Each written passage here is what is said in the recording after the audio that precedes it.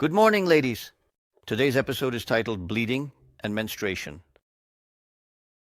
The biggest problem is that most of you don't know where the norm lies. And that's what I wanted to say and present today and give a few examples. First, let's start with what menstruation actually is.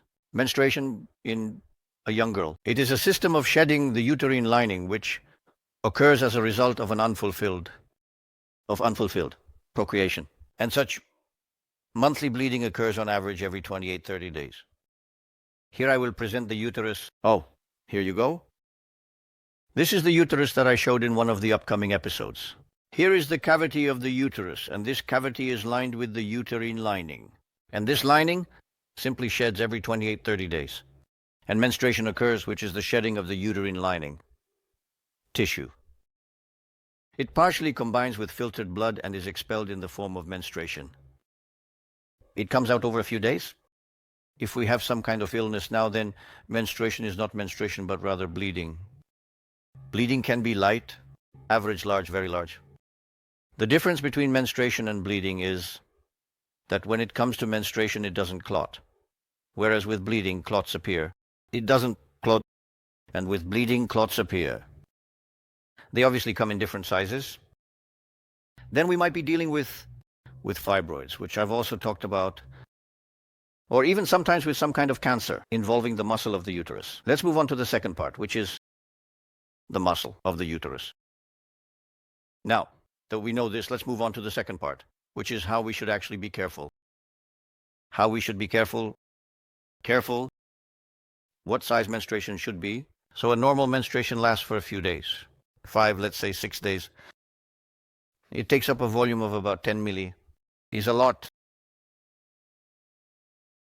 No, I don't think it's much. Often, if you run one day and then your period suddenly intensifies and doubles, you suddenly think, oh, Jesus, Mary, I'm bleeding and I don't know what's happening. Here is the second presentation. Here is approximately 80 milliliters of potential menstrual blood. And that's the upper limit, norms, for one period.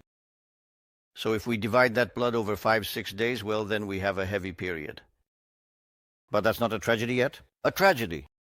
So you can remember this. Let's write it down that in the case of the left one, we have 10 mil per now period. This is the minimum. And in the case of this second one here, the second volume, we are dealing with 80 milliliters. A very important thing is the patient's weight. For a patient who weighs 48-50 kilograms, that amount will still be okay. For a patient weighing 100 kilograms or more, it won't matter at all, because that woman will obviously have almost twice as much blood. Like this. You could say, when does the danger start? Because that's also very important. So we've roughly defined the period. Now we're talking about bleeding. So if it starts to go above 80 milli, what I was showing here, menstrual bleeding, we can already partially assess that, depending on from the duration, its occurrence. Additional symptoms like fever, weakness, and generally classify it as bleeding. In this container is about 400 ml. Let's say the fluid corresponding to bleeding or a bear. Is that a lot? Is 400 a lot or not? That's the maximum you could theoretically lose in a month, maybe even a little less. And why exactly 400? Because I tried to find some specific numbers regarding bleeding in the literature. There's an exception for the delivery room, which I'll mention shortly as a fun fact. I couldn't find it, so I came up with another simple assumption. In Poland, blood is collected. Honorary blood donors donate about approximately 400-450 milliliters of whole blood in 6 to 8 weeks. So an adult can donate about that much. Once a month, 450 mil, so practically that volume. So if we calculate this as, let's say, bleeding, we have the upper limit, the acceptability of our body when it comes to bleeding. Of course, that should already raise some concern. Because bleeding, in the case of, for example, cancer, can be this way or that way. And of course, it can also be at its maximum. You ladies have no idea what each of you is actually suffering from. Of course, I can't help each of you because that's physically impossible.